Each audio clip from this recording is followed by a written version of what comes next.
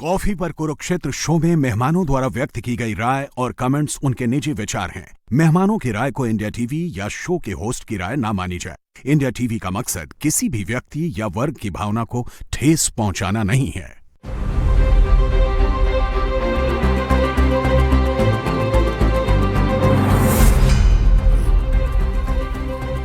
नमस्कार, बहुत स्वागत आप सभी का आपके प्रोग्राम कॉफी पर कुरुक्षेत्र में। मैं हूं सौरभ शर्मा।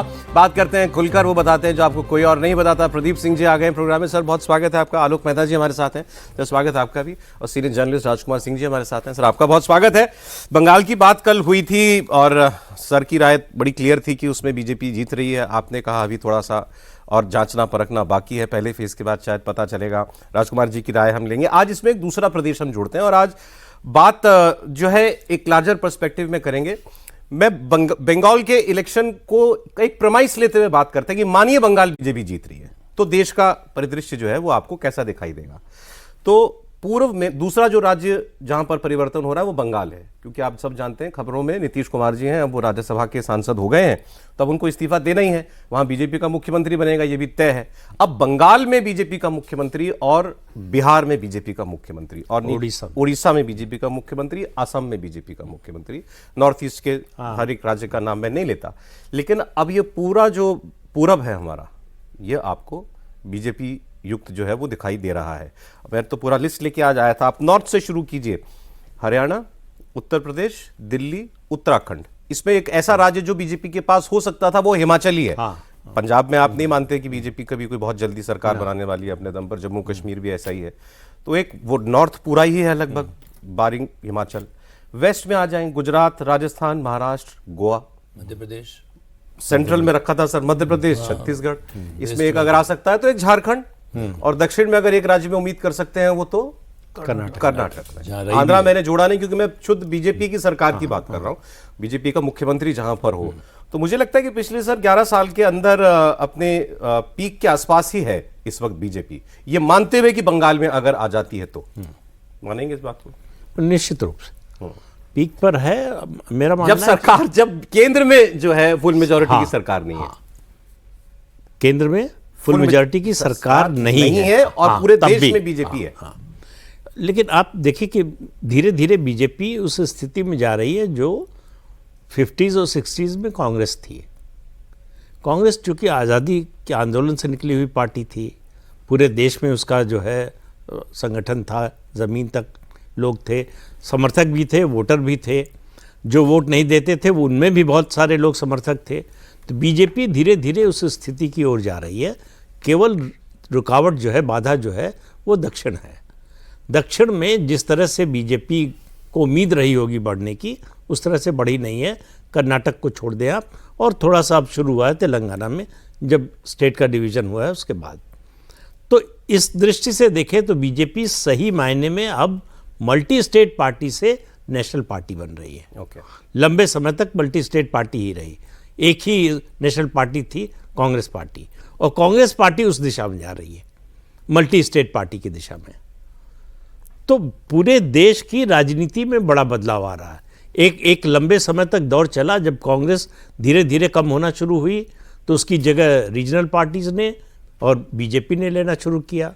बीच में जनता दल नाम की एक सेंट्रिस्ट पार्टी आ गई, उसने कुछ हिस्सा लिया। अब सीधी सीधी लड़ाई जो है बीजेपी बनाम रेस्ट की हो गई है। उसमें रीजनल पार्टीज भी हैं अलग अलग राज्यों में, जिनकी संख्या लगातार कम होती जा रही है। तो वो तो 14 से ही नहीं हो गई थी? नहीं, 14 के आते ही हो गई थी वो तो। तुरंत तो नहीं हो गई थी। आप देखिए उसके बाद 17 में उत्तर प्रदेश मिला, फिर आप उस दूसरे राज्यों को देखिए। तो धीरे धीरे बीजेपी जो है अब अलग अलग राज्यों में, पहले उसने हराया कांग्रेस पार्टी को, फिर रीजनल पार्टी को। लेटेस्ट उसकी जो जीत हुई है उड़ीसा में हुई है जी। 25 साल पुरानी जो है रीजनल पार्टी, उसको रिप्लेस किया है। तो इस तरह से अगर आप देखें तो बीजेपी का फुटप्रिंट लगातार बढ़ रहा है। इस चुनाव में भी अगर आप देखें, तमिलनाडु, केरल में बीजेपी कोई बहुत बड़ा चमत्कार नहीं करने जा रही है, लेकिन जिस स्थिति में अभी है उससे बेहतर करने जा रही है। तो भविष्य के लिए उम्मीद है। इसके ठीक विपरीत कांग्रेस जा रही है कि जहां जहां उसका संगठन भी था वहाँ भी लगातार कमज़ोर हो रही है। आप बताइए कि गुजरात जैसे स्टेट में 162 सीटें बीजेपी की, और कब की 90 में जो है साझा सरकार बनी थी जनता दल के साथ, 95 से लगातार सरकार है जी। तो 25-30 साल से लगातार सत्ता में रहने के बाद भी इतनी बड़ी जीत है। और अभी मध्य प्रदेश की जीत देख लीजिए आप, उड़ीसा में लोकसभा में बड़ी जीत थी, विधानसभा में भी जीत मिली, स्पष्ट बहुमत मिला, लेकिन लोकसभा की तुलना में उतनी बड़ी सफलता नहीं मिली। तो कुल मिलाकर एक सेटबैक अभी केवल बीजेपी को लगा है, अगर स्टेट की बात करें झारखंड में, जहां उसको जो है आज जाना चाहिए था, आ जाना चाहिए था जी। उसमें बहुत से कारण थे, उनके अपने अंदरूनी कारण ज़्यादा थे, लेकिन उसका कोई मतलब नहीं है कौन जीता कौन हारा, इस चीज़ से मतलब। ठीक बात है सर। अब सर जरा पूरब की बात कर लें। प्रधानमंत्री ने कई बार अपने भाषणों में कहा है कि पश्चिम जो है विकास की रफ्तार में आगे निकल गया, हमारा पूरब का हिस्सा जो है देश का वो पिछड़ा रहा और उसको अब हैंड होल्डिंग करके वहाँ तक लाने की ज़रूरत है। मगर स्पेसिफिकली बिहार और बंगाल, यहाँ भारतीय जनता पार्टी का मुख्यमंत्री बनेगा, ये बीजेपी की हसरत कब से रही है और कब उसको लगने लगा कि गंभीरता से कि नहीं हम हैं रेस में?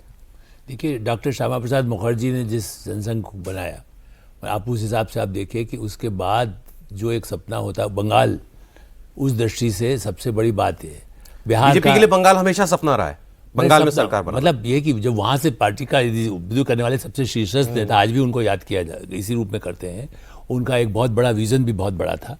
ये ठीक है, उसको धीरे धीरे तो स्ट्रेटेजिकली संगठन को कैसे खड़ा करते हैं उस पर राष्ट्रीय स्वयंसेवक संघ की भूमिका भी मैं मानता हूँ। ऐसा नहीं है, खास करके पूर्वोत्तर में, नहीं खाली बंगाल में नहीं, बंगाल में उतना जितना नहीं रहा होगा, लेकिन मैं कह सकता हूँ कि असम में, अरुणाचल में, उनमें जो संघ ने उस समय 80 में काम किया, उसका फ़ायदा पूरे पूर्वोत्तर में, देखिए पूरा बेल्ट जैसे जाता है ना जब जुड़ता है, तो उसका फिर बिहार में जहाँ जेपी मूवमेंट हुआ, गुजरात के अलावा यदि कोई मूवमेंट यदि हुआ तो बिहार का था।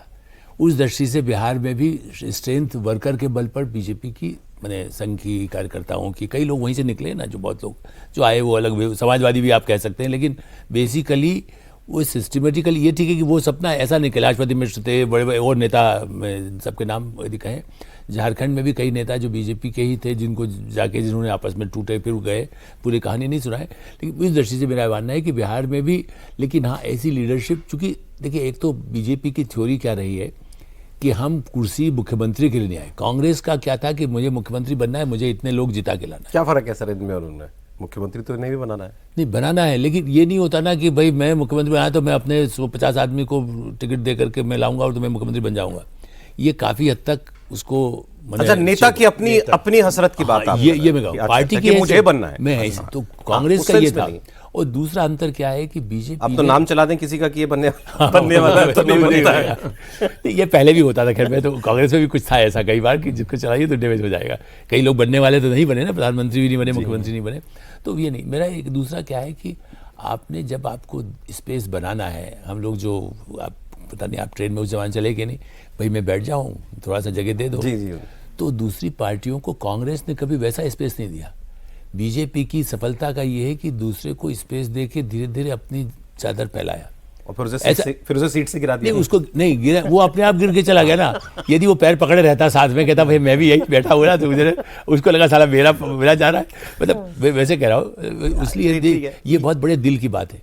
कांग्रेस ने क्या किया, कभी भी आप देखिए ना, पूरे सीन में गठबंधन के बल पर तो आगे धीरे धीरे आए ना, चाहे महाराष्ट्र हो, शिवसेना को उनको बनाया, झारखंड में दूसरी जगह सबको अपना स्पेस उनमें, लेकिन उसके क्या है, उसे संगठन अपना मजबूत करते गए। सर एक वक्त आप सही कह रहे हैं, महाराष्ट्र में जूनियर पार्टनर, पंजाब में जूनियर पार्टनर, बिहार में जूनियर पार्टनर, बीजेपी लगी रही, हरियाणा में जूनियर, हरियाणा में भी। हाँ, तो मेरा मतलब उन्होंने ये कोशिश की कि जिनके साथ हम एडजस्ट कर सकते हैं उसके करके, और हम अपने अल्टीमेटली दूरगामी हमें लाभ मिलना है। अच्छा, ये नहीं किया, शॉर्ट टर्म नहीं, लंबा गेम खेला भी, लंबा गेम। सर बंगाल के बारे में आपकी राय पहले तो ये बता दीजिए, लोग तो सीधे ही छूटते जानना चाहते हैं बंगाल कौन जीत रहा है? सौरभ जी, जिस तरह का माहौल है और जिस तरह की हाई परसेंटेज वोटिंग बाकी स्टेट्स में हम देख रहे हैं, उसको अगर एक रुझान मान लें तो कुल मिलाकर के बहुत कांटे का मुकाबला है। और मैं जैसे पहले कहता रहा हूँ कि हालांकि चुनाव अर्थमेटिक नहीं होता, लेकिन अर्थमेटिक के नज़रिए से देखें तो जो 10% का फासला था पिछले चुनाव में, वो कैसे कवर होता है वो देखने वाली बात है। उसके दो रास्ते, एक जो हिंदू वोट बैंक है उसमें बीजेपी अपना कंसोलिडेशन बढ़ाए, वो बढ़ाना बहुत ज़रूरी है। वो इसलिए कि जो माइनॉरिटी कंसोलिडेशन वाली सीटें हैं उसमें टीएमसी का स्ट्राइक रेट बहुत ज़्यादा है, और हिंदू कंसोलिडेशन वाली सीटें, हिंदू मेजोरिटी वाली सीटें हैं, उसमें बीजेपी का स्ट्राइक रेट उसके मुकाबले नहीं है। पहली बात तो यह कि हिंदू वोट बैंक में बीजेपी अपना वैसा शेयर बढ़ाए जैसा उसने उत्तर के कई राज्यों में करके दिखाया। एक लाइन कह दूं यहीं पे बस, इसी में आपको क्या लग, अभी क्योंकि हेमंता बिश्व शर्मा ने कल जो बम्पर वोटिंग हुई असम में, उस पर उनका स्टेटमेंट ये था कि मुसलमान या जो बाहरी मुसलमान हैं वो लोग तो हमेशा ही 90% वोट करते थे, इस बार हिंदुओं ने भी निकल के वोट किया है। मतलब उनका कहना था मूल असमी निवासी ने भी बाहर निकल के इस बार उसी तेजी के साथ वोट किया है। वही कह रहा हूं। ये बंगाल में रेप्लिकेट हो पाएगा? अगर ये संकेत बंगाल में भी दिखता है, हाई परसेंटेज ऑफ वोटिंग होती है और बीजेपी हिंदू वोट बैंक को अपने जिसको कहते हैं टॉप मूड में मोबिलाइज कर पाती है, और दूसरा जो मुस्लिम वोट बैंक है 27% का आंकड़ा है, बीजेपी कहती है वो 2011 का आंकड़ा है, अब शायद 30% हो गए होंगे, जिसमें हम लोग पहले भी चर्चा कर चुके हैं, करीब 75% के आसपास या 80% के आसपास तक टीएमसी को मिलता है। वो डिवीजन हो जी, और हिंदू वोट बैंक में बीजेपी की एक्सेप्टेंस और बढ़े। वो बात मैं इसलिए कह रहा हूं पूरी एक्सेप्टेंस बढ़ने की, क्योंकि अभी भी मेजोरिटी शेयर टीएमसी के पास जा रहा है उसमें से। सर क्वेश्चन नहीं आंसर। तो मेरा मानना यह है कि बीजेपी के लिए सबसे अनुकूल परिस्थितियां हैं। ममता बनर्जी के लिए मुख्यमंत्री के बनने के बाद सबसे मुश्किल चुनाव है, और पासा पलट सकता है इस बार। पासा पलट सकता है। कोई आप कोई गुंजा वो प्रोबेबिलिटी में जाना चाहेंगे? मैं प्रोबेबिलिटी अभी अगर बात करें तो भी अपर हैंड टीएमसी का है। अच्छा, उसकी वजह मैं बता रहा हूं कि बीजेपी के पास उस तरह का संगठन नहीं है बंगाल में, उस तरह का कोई एक्सेप्टेबल नेता नहीं है राज्य के स्तर पे जो वोटर्स को अट्रैक्ट कर सके। जो भी वोटर अट्रैक्ट होना है मोदी जी के नाम पे होना है, लेकिन आज जो अमित शाह की रणनीति है उसके चलते होना है। आपने ध्यान दिया, मैं खाली जोड़ रहा हूँ कि अमित शाह जी ने आज बाकायदा ये भी बोला कि सुरक्षा का हमारे वर्कर भी आपको सुरक्षा के लिए तो कोई स्ट्रेटेजी सोची गई होगी, कौन लोग कर सकते हैं, क्योंकि ना भी हो तो ये भरोसा तो दे ही रहे हैं बार बार। आप सिक्योर हैं, आप नहीं देखो आप भरोसा ही दे सकते हैं। उन्होंने सेना का नाम नहीं लिया। बताएगा सर ये पूरब वाली बात आपकी रहेगी, इस पे मैं आता हूं, लेकिन क्योंकि बंगाल का डिस्कशन शुरू हो गया तो उसी के साथ साथ कर लेंगे। देखिए बंगाल के अंदर तीन बात, एक मिनट का समय है, जो हम लोग शुरू में बात कर रहे थे कांग्रेस और बीजेपी की, आप देखिए कि पॉलिटिकल सिनेरियो बिल्कुल शिफ्ट हो गया है। भाई 66 तक तो कांग्रेस को कोई चैलेंज था ही नहीं, कांग्रेस को आज़ादी की विरासत के साथ साथ सत्ता भी मिल गई और कोई चैलेंज नहीं था। 66 के बाद भी चैलेंज शुरू हुआ तो रीजनल पार्टीज थी और कांग्रेस की अपनी कमजोरी जिम्मेदार रही। लेकिन 80 में जब बीजेपी बनती है उसके बाद से आप देखें 2014 से वो शिफ्ट हुआ है कि पहले एंटी कांग्रेस पॉलिटिक्स होती थी, आज एंटी बीजेपी होती है, तो पोलराइजेशन पूरी तरह शिफ्ट हो गया। और बीजेपी का ये अचीवमेंट इसलिए बड़ा है कि बीजेपी के पीछे कोई आंदोलन नहीं था, बीजेपी के पीछे कोई सत्ता की विरासत नहीं थी जिसकी लहर पर सवार होकर आई है। बीजेपी ने 80 से सफर शुरू करके 2 सांसद से शुरू किया और 2014 में 283 तक पहुंचे, 2019 में 303 तक पहुंचे।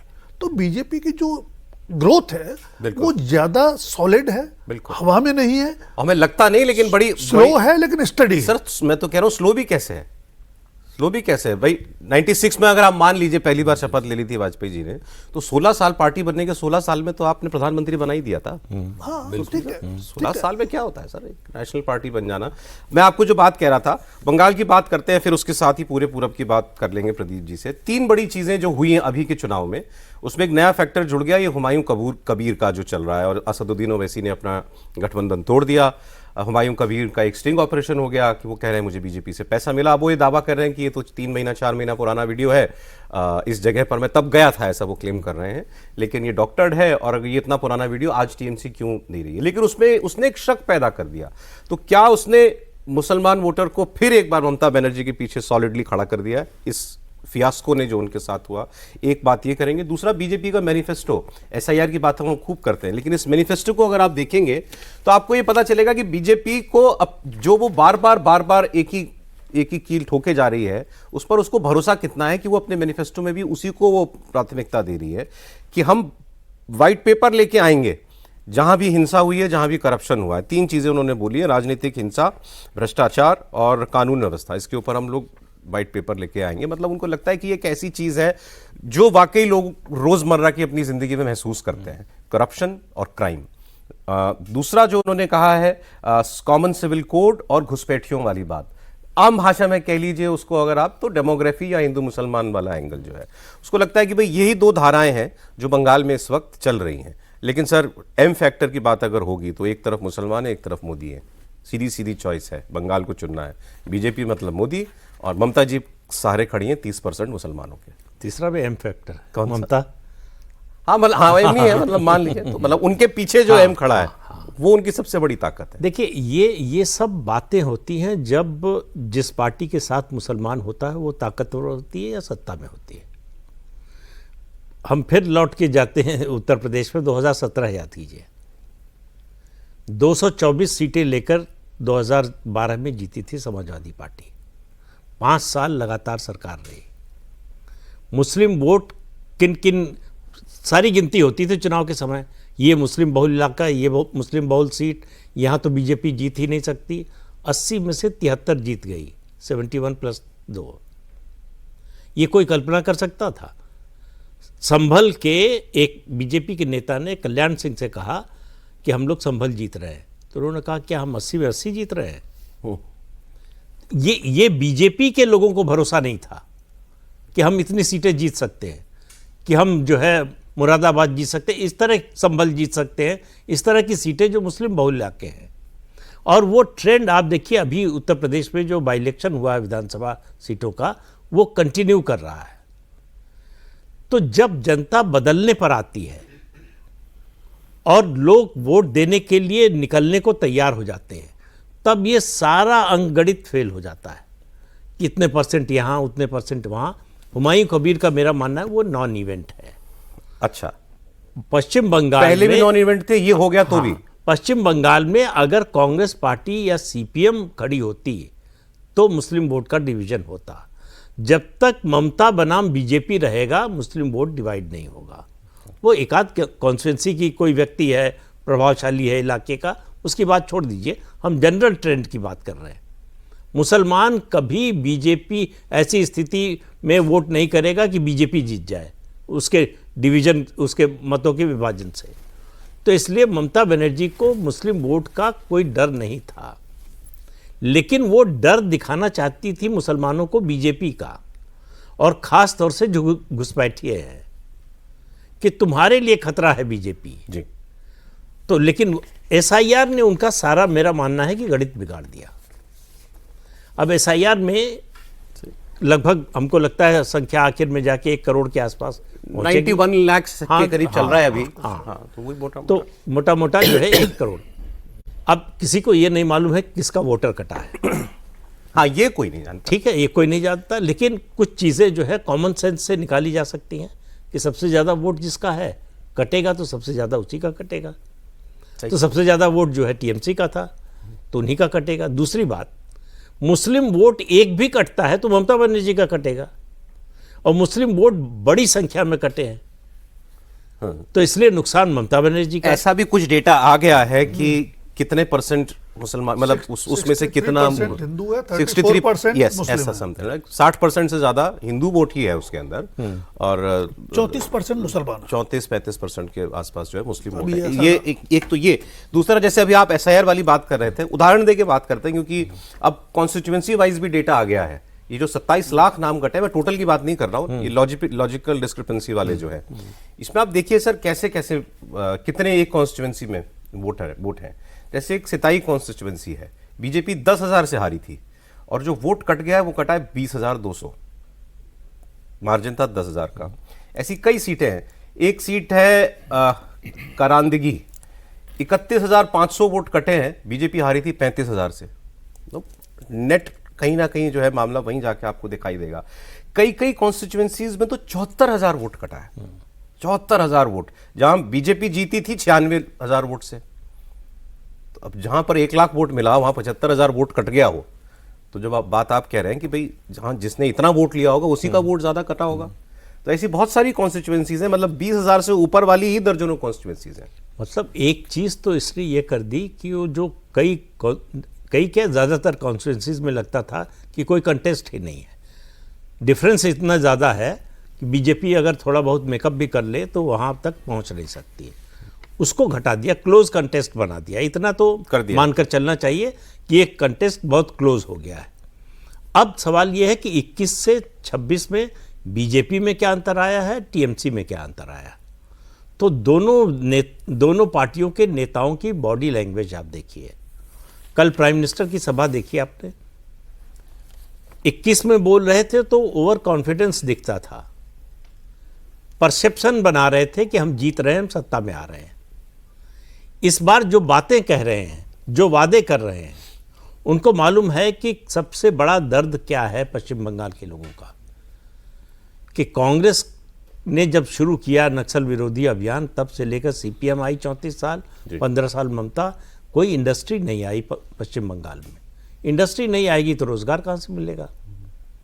रोजगार नहीं मिलेगा तो फिर जो है महंगाई बढ़ेगी, जीवन स्तर घटेगा। कल आपने एक बात कही थी, जब हमने मोदी जी का एक स्टेटमेंट रैली का चलाया था, तो मैंने सवाल तो कुछ पूछा, आपने कहा लेकिन पहले जो आवाज़ आई पब्लिक से वो सुनिए। वो मैंने बाद में रैली के कुछ और हिस्से सुने, वाकई में फीडबैक तो ज़बरदस्त है।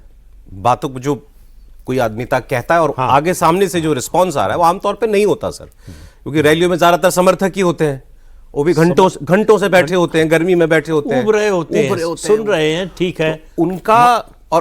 उनका किसी नेता की आवाज में अपनी आवाज मिलाना इतना आजकल इतना कॉमन नहीं रह गया है, अनलेस एंड अनटिल क्रेज हो किसी का। और खास करके बंगाल में जहाँ जैसे कहते हैं भय का माहौल फलाना, वो अभी भी है, ऐसा तो नहीं है। इसलिए बार बार आप देखिए प्रधानमंत्री की मीटिंग में जो लोगों में उत्साह दिखता है, एक कॉन्फिडेंस दिखता है, और इसीलिए वो उनको भी कहते हैं आप जा करके अपने लोगों को समझाइए, साथ साथ रोजगार तब मिलेगा, ये स्कीम है पूरा डिटेल में। एक तरह से आपको दिल को जो छूने वाला, वो महिलाओं को लेकर के भी खास करके ममता जी के होते हुए इस बार वो कोई ऐसी बातें नहीं कह रहे हैं। तो रात भर में आपका विचार बदला कुछ? नहीं, विचार नहीं, मैं ये कह रहा हूँ कि स्ट्रेटेजी के तहत चल रहा है, क्योंकि अब तो अभियान तो अब अभियान अब चला है ना। आज मैनिफेस्टो जो बोला उनको भी ध्यान से मैंने सुना पूरी प्रेस कॉन्फ्रेंस। देखिए उन्होंने जिस तरह से जिन चीज़ों को रखा है, और बहुत ही मतलब ये नहीं कड़वाहट नहीं है उसमें, बिल्कुल ये है कि आपके लिए एक अमृत का कलश आने रखा है, आप लोग जितना उसमें से ले सकेंगे लें, इसका क्या फ़ायदा होगा। और उसमें आपके लिए हमारे वर्कर बार बार दोनों नेता ये कह रहे हैं। इससे मेरा ऐसा मानना है कि देखिए लोगों में है, लोग कल भी मैंने आपसे ये कहा था कि लोग निकल सके, यदि उनमें एक विश्वास बन गया। और अभी जो मुस्लिम बात आप कह रहे थे, मेरा ये भी फिर से कहना है, आप देखिए इन्होंने तो कई गिनाए उत्तर प्रदेश, लेकिन आप देखिए अहमदाबाद, जहाँ तो इतने दंगे की बात होती थी ना, वहाँ से अमित भाई का हमेशा वोट 6 लाख से जीते हैं। यहाँ पर लखनऊ राजनाथ सिंह जी जीते हैं, वहाँ भी ऐसा नहीं कि मुस्लिम वोट कम है, कितनी ही ऐसी जगह पर। तो उसमें मैं नहीं कह रहा हूँ कि सारा जंग है, या जैसे वोट कटने का है, क्या है कि जो नाम गलत कटे हैं उसके आधार पर वो बोगस वोट कराने के लिए आपने ध्यान दिया। मैंने शुरू में ध्यान दे रहा था जब वो अपने वर्कर को ये जाकर के लोगों से जबरदस्ती सबके नाम लिखवा रही थी ममता। ऐसे नाम भी जो गलत नाम होंगे जब वो कटेंगे, वो जरूर नहीं ना कि खाली मुस्लिम। देखिए ममता को मैं नहीं मान रहा हूँ कि वो मुस्लिम वोट पर, वो अपने वर्कर्स जो भी जहाँ पर हैं उस वोट को, हिंदी को इसलिए तो मंदिर ये बनाओ, वो और भी कई मंदिर में भी चली गई, सब कुछ किया, तो ऐसा नहीं है। तो उनके नाम भी जो गलत डबल लिखवा दिए, जो जबरदस्ती नाम जोड़ रहे हैं, किसी का नाम कहाँ से कहाँ ले रहे हैं जिनके पास गलत थे, तो जो नाम कटे हैं उसमें ऐसे लोग भी कटे हैं जो हिंदू हैं। ये कहने के बजाय यही धारणा, ये जो धारणा बार बार मीडिया के जरिए के साथ हिंदू मुस्लिम, मैं इसलिए पहले दिन भी मैंने शुरुआत इससे की थी, मैं इसको मानता ही नहीं कि हिंदू मुस्लिम। ये इस बार एक लड़ाई अस्तित्व की है, उनके लिए भी और उन पब्लिक के लिए भी है, क्योंकि उनका भविष्य भी अंधकारमय होगा। ठीक सर, अब जरा नीतीश जी की फोटो लगे बात हुई नहीं अभी तक जी। वो दिल्ली आ गए हैं, उन्होंने कहा कि बहुत काम कर लिया बिहार में, अब थोड़ा दिन दिल्ली में काम करेंगे। तो और वहाँ मैंने सुना उनके साथी जो बिहार में थे मंत्री जो है वो ये कह रहे थे कि भाई मैंडेट नीतीश जी का है 25 से 30 फिर से नीतीश, तो नीतीश कुमार कहीं भी रहें ये सरकार नीतीश कुमार की छाप वाली रहेगी। तो ये नीतीश कुमार की छाप वाली रहेगी या कमल छाप सरकार बनेगी? देखिए भावनात्मक रूप से तो नारा ठीक है कि 25 से 30 फिर नीतीश, लेकिन जो सत्ता में होता है फैसले वही करता है, नीति वही बनाता है। और जब बीजेपी पहली बार अपना मुख्यमंत्री बनाने जा रही है तो बीजेपी किसी लकीर की फकीर तो बनती नहीं है, जो हमने अभी तक बाकी राज्यों में भी देखा है। बीजेपी कमल छाप सरकार देगी और ऐसी छाप छोड़ना चाहेगी जो 30 में उसको फिर नीतीश के नाम की जरूरत कम से कम ना पड़े।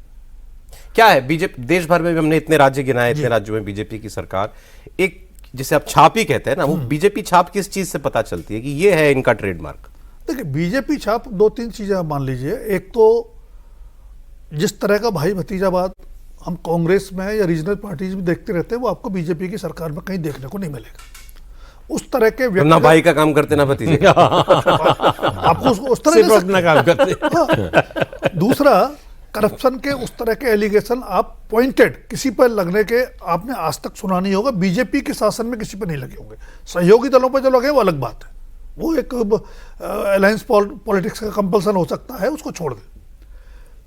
तीसरा, यहाँ एक ऊपर कंट्रोल सेंट्रल कमांड सिस्टम है जहाँ अकाउंटेबिलिटी है।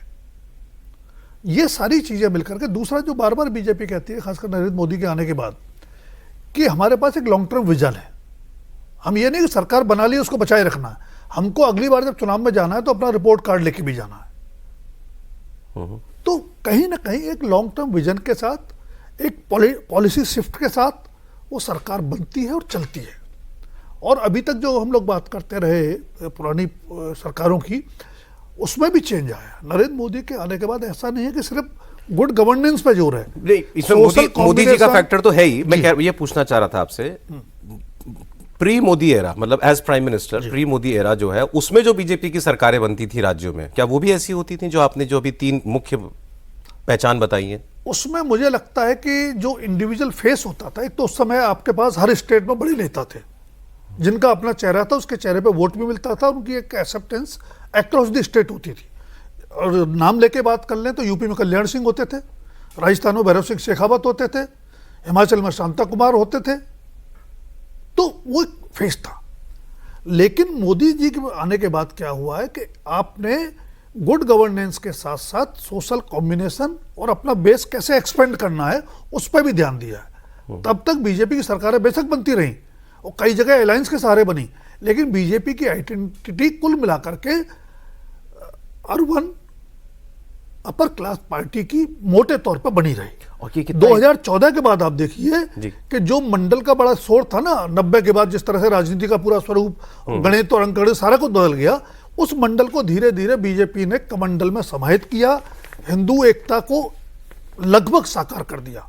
बिहार एक बचता था, वो भी आपने पिछले चुनाव में देख लिया। उल्टा कहते मंडल में कमंडल छुपा दिया?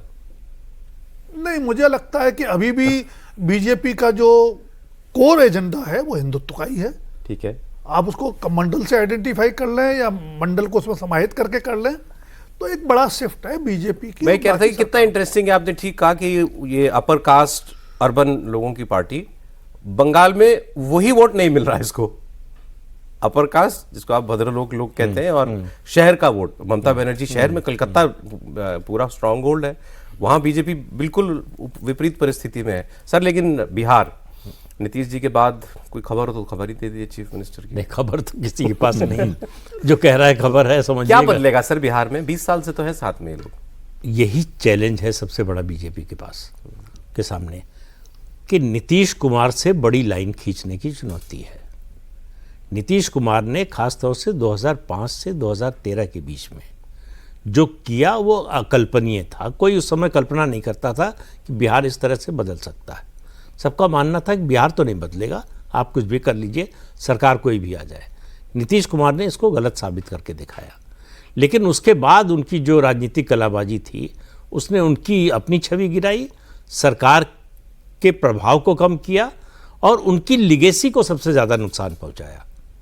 तो अब बिहार जो है, पूरे जितने राज्य हैं, 28 राज्य हैं देश के, उनमें सबसे ज़्यादा अगर कहें समाजवादी रुझान वाला प्रदेश कोई था तो वो बिहार था। इसलिए बीजेपी को सबसे ज़्यादा मुश्किल हुई। अयोध्या आंदोलन के दौरान भी उस आंदोलन का असर सबसे कम नॉर्थ में अगर हुआ तो बिहार में हुआ। तो अब बीजेपी के सामने चुनौती है कि इन दोनों का सम्मिश्रण करके कैसे आगे चले। समाजवाद को एक झटके में आप ख़त्म नहीं कर सकते, हालांकि नीतीश कुमार के जाने के बाद मेरा मानना है कि अब वो धारा ख़त्म हो गई है। लेकिन कोई भी चीज़ जाती है और नहीं आती है तो उसमें एक जो है बीच का पीरियड होता है कि वो पूरी तरह से गई नहीं और नई पूरी तरह से आई नहीं। ये चुनौती है बीजेपी के सामने। समाजवाद में भी सर अगर इकोनॉमिक पॉलिसी छोड़ दें तो समाज के लिए ही जो समाजवाद की अवधारणा है उसमें तो कोई खराबी नहीं नहीं नहीं, है। समाजवाद में बहुत सी चीजें आ जाती हैं। एक आपकी जो है सोशल थिंकिंग, एक कास्ट हायरार्की, और उसमें इकोनॉमिक फैक्टर तो है ही। अब आप देखिए, समाजवाद का ही असर था नीतीश कुमार पर कि उन्होंने इंडस्ट्री नहीं आने दी, अच्छा, कि जमीन चली जाएगी। कभी जमीन, मतलब इतने साल मुख्यमंत्री रहे, लैंड एक्विजिशन नहीं किया उन्होंने, तो इंडस्ट्री कोई बड़ी नहीं आई। तो ये समाजवादी सोच का असर है। ये सब बदलेगा। ये सब बदलना चाहिए। ओके, भाई उत्तर प्रदेश में बीजेपी ने बदला। आज देखिए इंडस्ट्री, उत्तर प्रदेश में कितनी इंडस्ट्री, कितना इन्वेस्टमेंट आ रहा है। बीजेपी की राज्य की सरकारें और केंद्र की सरकार क्लासिक कैपिटलिस्ट सेंस में चलती हैं क्या? नहीं, दोनों के मिश्रण से चलती हैं, वेलफेयरिज्म और कैपिटलिज्म दोनों को मिला। आज अभी आप बंगाल के मैनिफेस्टो की बात कर रहे थे, पश्चिम बंगाल की। अगर आप ध्यान से देखिए कितनी सारी वेलफेयर स्कीम की अनाउंसमेंट हुई है, किसी राज्य के लिए नहीं हुआ। क्यों किया? चुनौती देख रहे हैं। ये मतलब ये कॉन्फिडेंस है कि सत्ता में आ रहे हैं। तो सत्ता में आ रहे हैं, चुनौती क्या है कि टीएमसी का ये जो तोलाबाजी, कट मनी, ये जो कैडर है वो कहां जाएगा? ये अराजक हो जाएगा, अराजकता फैलाएगा।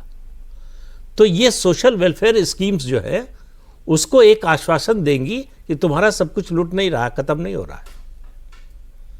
तो एक जो है आप अल्टरनेटिव दे रहे हैं, विकल्प दे रहे हैं जी, और बेहतर विकल्प दे रहे हैं।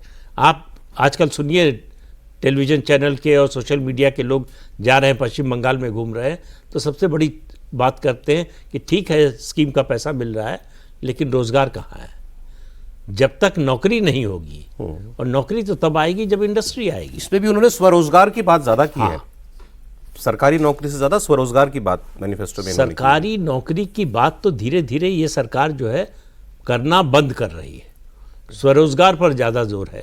भाई सरकारी नौकरी का एक ही क्रेज है, पेंशन मिलती है। ठीक है सर, क्योंकि समय कम है और तो फिर बहस बिल्कुल, ये तो चर्चा अंतहीन है। बंगाल में आप, बिहार की हम लोग बात कर रहे थे, आपने कहा नीतीश कुमार से अलग या बड़ा कुछ करना है तो वो इकोनॉमिक एस्पेक्ट में करना पड़ेगा इनको। बिल्कुल, डेवलपमेंट को लेकर, हाँ, और और इंडस्ट्री को लाना, इंडस्ट्री लानी पड़ेगी। इंडस्ट्री का ये बीजेपी का सबसे बड़ा चैलेंज है। लॉ एंड ऑर्डर का वैसा कोई संकट अब बिहार में उस सेंस में रहा नहीं। पहले भी नीतीश कुमार के आने के बाद भी खत्म हो गया था, अब भी जो है। तो बिहार में कोई बुलडोजर चला के बहुत कुछ आप अलग कर लेंगे ऐसा नहीं है। क्योंकि अर्बनाइजेशन बहुत कम हुआ है, ठीक, तो उस तरह से कब्जा भी कम हुआ है। ठीक है, अवैध मतलब कब्जा। गवर्नेंस, एक हाँ। गवर्नेंस में खास तौर पर इकोनॉमिक पहलू जो है, इकोनॉमिक एस्पेक्ट, उस पर इनको ज्यादा ध्यान देना पड़ेगा। सर बिहार में कैसा चीफ मिनिस्टर चाहते हैं सर आप? देखिए, मेरा ये कहना है कि बार बार वहाँ एक जो छवि करप्शन की जो थी, लालू राज, जंगल राज, और वैसे भी बीजेपी का 67 जब से गठबंधन की चौधरी साहब के समय से जब भी सरकारें आई हैं, होम डिपार्टमेंट और एजुकेशन दो पर जोर था। मैं इसलिए पूरे उसकी जनसंघ की पॉलिसी के हिसाब से बता रहा हूँ। एक सिस्टमेटिकली यदि आपका टीचर होगा और 17-18 साल में जब भर्ती होगा, वो लाइफ लॉन्ग कितना आगे काम करता है।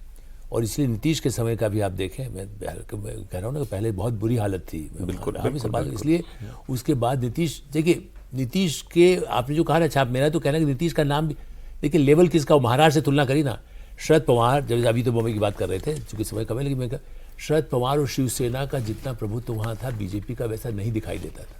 फडणवीस के आने के बाद कितना बदल गया। आप कोई शरद पवार मतलब किसी तरह से व्हील चेयर, मतलब पूरी पार्टी व्हील चेयर पर है।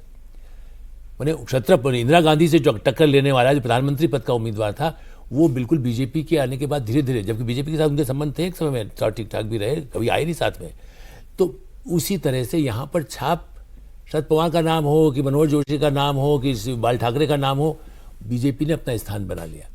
तो नीतीश के रहते हुए भी मैं कुछ ऐसी मैंने बता भी किया था, भ्रष्टाचार को रोकने के लिए इवन सुशील मोदी अब नहीं रहे, उन पार्टी में भी जो कुछ था उनके खिलाफ वही लोग कागज ला कर देते थे, जैसे कांग्रेस में होता था ना जी, हमें भी ला कर देते थे, उन्हीं के जो खास लोग बीजेपी के ही। वो भी काफ़ी हद तक अमित शाह और मोदी जी ने कहा कि भाई लड़ना है, जिसको गड़बड़ करना है तो उसको ठीक कर दो, हटा दो जी। सुशील मोदी जी को राज्यसभा में ले आया गया था। इसलिए एक तो भ्रष्टाचार पे लोगों को परसेप्शन ही बनता है, और एडमिनिस्ट्रेशन में बगैर कट दिए आपके बिल के पेमेंट होने लगे थे, ये बहुत बड़ी सफलता है। अस्पताल, हाँ, हेल्थ में जितने बड़े, मैं आपको संख्या भी तत्काल मुझे याद नहीं है, जितने बड़े पैमाने पर मेडिकल कॉलेज और दूसरी सुविधाएं बढ़ाई गई है, लोग माने यू विल सरप्राइज, बाहर से लोग आकर के वहाँ इलाज कराने बिहार जा रहे हैं। जो बिहार से सीपी ठाकुर यहाँ मंत्री थे, जी। मतलब मैं डॉक्टर से मेरी बात होती है, जो मेडिकल स्टूडेंट के डॉक्टर अजय कुमार हैं, उनसे आप फुल कल बात कर लीजिएगा खुद भी अलग से भी कि कितने वहाँ पर हैं, डिटेल्स उनसे मैंने डिस्कस बड़ी किया। अच्छी बात है सर। तो हेल्थ एजुकेशन सर तो वही बात हो रही है ना, क्या नीतीश कुमार के ऑरा से उसको अलग दिखना ये बीजेपी का चैलेंज जितना भी रहेगा। और उसी को आगे बढ़ाना। नीतीश भाई नाम उनका और हम काम करके दिखा रहे हैं तो लोग आपका प्रभाव बढ़ गया ना, इसीलिए जीत क्या है। हाँ, नीतीश के नाम को रख करके ही बीजेपी ने अपने नंबर को बढ़ाया। अभी तक यस, अब अपने आप हो गए। अब अपने नंबर कमाने और अपने आप जनता में सिद्ध हो गया, पार्टी में सिद्ध हो गया कि इनके एक ऊपर छोटी नहीं सी चलना। बात बता देता हूं सर, क्योंकि अच्छा है मौका, क्योंकि नीतीश कुमार जी को याद तो किया जाएगा और लंबे अरसे हाँ, तक याद बिल्कुल, किया इसमें जाएगा। क्या शक हमारे यहाँ सर एक हमारे कोलीग हैं, छोटा लड़का है, बिहार से है, वो एक बात कहता है, और वो किसी भी सेंस में मोदी समर्थक या भक्त नहीं है बिल्कुल भी, लेकिन वो नीतीश कुमार के बारे में ये कहता है कि सर तो हमने देखा है कि नीतीश कुमार आए, स्कूल में लड़की को यूनिफॉर्म, साइकिल और खाना जब दिया, तब तो लड़कियों ने पढ़ना शुरू किया है। बिल्कुल ये नीतीश कुमार की देन है, बिल्कुल। उससे पहले तो नहीं होता था इसीलिए ये इतने साल मुख्यमंत्री रहे। नहीं, लालू राबड़ी राज में तो पढ़ाई लिखाई इन चीजों का वो मतलब ही एजेंडा पे नहीं थी चीजें। चरवाहा स्कूल खोल दिया था। उसमें तो जीवन आप ठीक है, जी लें जायका किसी आएगा। तरह से, वो बड़ा टास्क था। लेकिन एक बात मैं और कहना चाहूंगा, जो प्रदीप जी ने कहा, आलोक जी ने कहा, एक चैलेंज बीजेपी के साथ जरूर रहेगा। बिहार में आपको जो सोशल कॉम्बिनेशन है उसको अगले चुनाव के हिसाब से साध करके ही नए सीएम का चयन करना पड़ेगा। ये कंपल्सन यूपी बिहार जैसे राज्यों में रहता है।